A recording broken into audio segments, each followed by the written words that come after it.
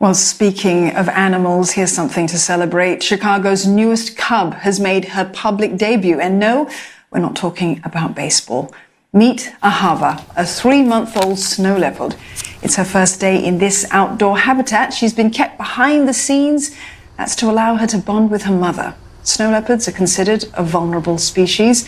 It's believed there are at most 7,000 of them left in the wild, mostly in the mountainous ranges across Central and South Asia.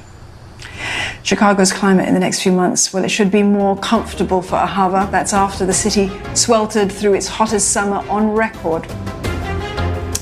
Well, this has been Asia Tonight. Now, we're going to leave you with more pictures of the furry cub exploring a new territory.